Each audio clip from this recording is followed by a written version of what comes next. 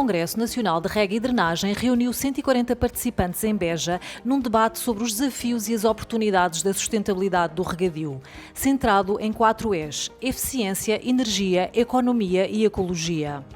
Nos últimos anos, o regadio evoluiu ao nível da eficiência do uso da água. Hoje, mais de 80% da área agrícola em Portugal é regada com sistemas de precisão. Os agricultores produzem mais com a mesma quantidade de água. Eu fico satisfeito por ver que hoje, passados muitos anos que utilizo as práticas de regadio na minha empresa, com a mesma quantidade de água se conseguem produções muito mais elevadas. Em alguns casos, quase que podemos falar em 10 anos mais 50% ou alguma coisa do género. A tecnologia é uma questão de sobrevivência para as organizações e as oportunidades trazidas pelas novas tecnologias digitais são inúmeras. As organizações que não adotarem a tecnologia não vão conseguir competir com as outras que adotarem as tecnologias. A boa notícia é que tecnologias hoje em dia existem aos pontapés, são muito poderosas, são baratas, são fáceis de aprender e usar. A grande dificuldade é saber o que fazer com elas. Agora a questão é o que é que podemos fazer hoje em dia com as tecnologias que temos hoje em dia, não as de há 20 anos atrás. Por exemplo, análise de dados, aprendizagem, máquina, machine learning, inteligência artificial. Por exemplo, é apenas um exemplo que se pode fazer hoje em dia que não era possível há 20 anos atrás. O custo da energia é atualmente uma das maiores ameaças à competitividade da agricultura de regadio. Porque só este ano, em média, multiplicou por 3 o custo do preço do quilowatt. Portanto, veja o que é isso, o efeito que isso tem a nível das nossas explorações agrícolas. Porque se recordarmos, ultimamente todos os investimentos que temos tido feito e todos os investimentos com o objetivo de atingir os níveis de eficiência desejados, na eficiência hídrica, por exemplo, nas regas, é tudo com recurso a bombagens, altamente consumidoras de energia.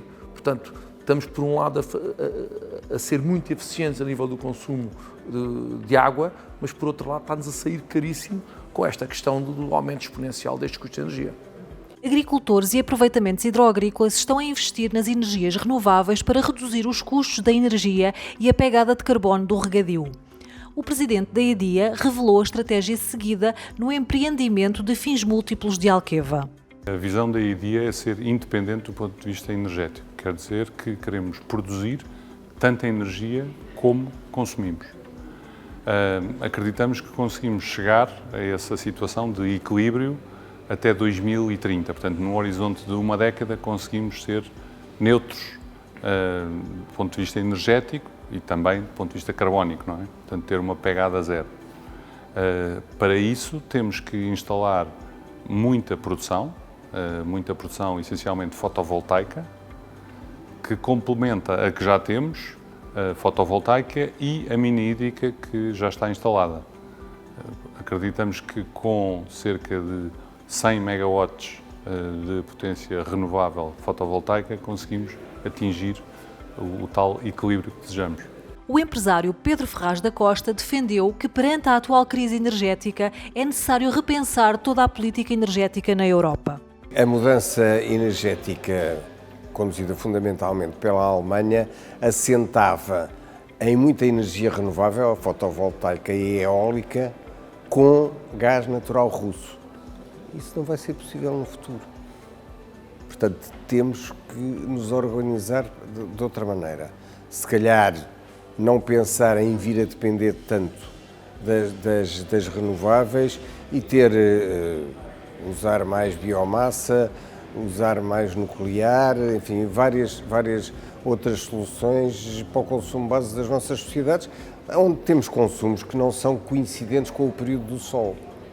E, portanto, há um problema de intermitência grave com as fotovoltaicas, na altura não há luz solar e as pessoas querem ligar o fogão, o aquecimento e há atividades fabris que funcionam 24 horas por dia. O valor económico do regadio coletivo público é estimado em 1.242 milhões de euros. Para fomentar esta riqueza gerada pela agricultura de regadio, de que o país precisa, são necessárias políticas públicas adequadas. Vejamos o exemplo do perímetro de rega do Mira.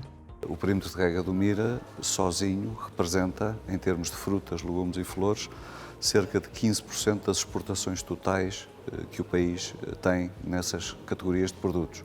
Portanto, se uma área tão pequena como essa E, portanto, estamos a falar de 8.000 hectares dentro de um perímetro de 12.000, portanto, ainda com um potencial para crescer. Se representa esta percentagem das exportações, nós por aí, sabendo que estamos hoje ainda limitados de alguma forma com o que estamos a fazer, porque precisamos de novas fontes de água, mas mesmo nestas condições difíceis e limitativas, conseguimos este tipo de resultados. Pode-se imaginar o que é que se consegue quando todo o trabalho que está por fazer for feito. Alguns exemplos. Facilitação de pequenas represas, criação, construção de charcas, de reservatórios. Tudo isso está extremamente limitado e burocratizado na forma como se consegue fazer. Outras áreas, dessalinização, foi considerado um tabu durante muito tempo. Neste momento, felizmente, está a deixar de o ser. Está neste momento em cima da mesa, nas discussões que o setor, a nossa associação, o governo, as várias entidades têm, a possibilidade de se construir uma dessalinizadora naquela região. Essa dessalinizadora é uma parte da solução, não é a solução total. O custo da dessalinização ou da água dessalinizada é ainda relativamente caro, mas se ele for ponderado, digamos, meio por meio, com a água que vem da barragem e com a água que vem da dessalinização, o custo médio que resulta é absolutamente aceitável por parte de um grande número de culturas que ali se fazem. Não direi todas, mas um grande número. E depois, mais à la longue, o país tem que deixar de olhar como impossível e como um pecado capital o trazer água do norte para o sul. Os congressistas abordaram também os desafios sociais e ambientais da agricultura de regadio. A cadeia de valor do migrante, que era aquilo que eu estava a tentar descrever, é algo que é muito complexo, mas é algo muito rentável e muito vulnerável a que seja aproveitado por redes de tráfico humano ou outro tipo de negócio. Isto exige uma resposta europeia. Este não é um problema que consigamos resolver apenas em Odmira ou no Alentejo ou no país, tem que ser uma resposta europeia. Na sessão de encerramento do Congresso, a Autoridade Nacional do Regadio reafirmou o seu compromisso em continuar a trabalhar a dimensão da eficiência hídrica e energética do regadio. A grande mensagem que nós trazemos é que estamos muito focados em trabalhar a dimensão da eficiência hídrica. Nós temos que ter a capacidade de melhorar a eficiência dentro da nossa concessão, do nosso aproveitamento hidroagrícola, na distribuição, mas também temos que ter a capacidade de melhorar a eficiência na parcela, junto da exploração agrícola. E para isso precisamos introduzir tecnologia. Sem tecnologia nós não vamos ser capazes de, com a mesma disponibilidade, fazer a produção que fazemos hoje atualmente. Por outro lado, temos que trabalhar obrigatoriamente também a eficiência energética e temos que apostar fortemente nas energias alternativas e temos que introduzir a energia fotovoltaica como complemento para que o sistema possa ser mais resiliente, com um custo menor, para continuar a prestar o mesmo serviço ao agricultor com um custo mais razoável. O 9º Congresso Nacional de Rega e Drenagem prestou homenagem póstuma ao engenheiro João Campelo Ribeiro, personalidade incontornável do regadio nacional. Na cerimónia participaram a esposa e os filhos deste grande homem e profissional. Além das mesas redondas sobre os 4 E's do regadio, o Congresso incluiu um fórum de 16 comunicações técnicas sobre rega e drenagem.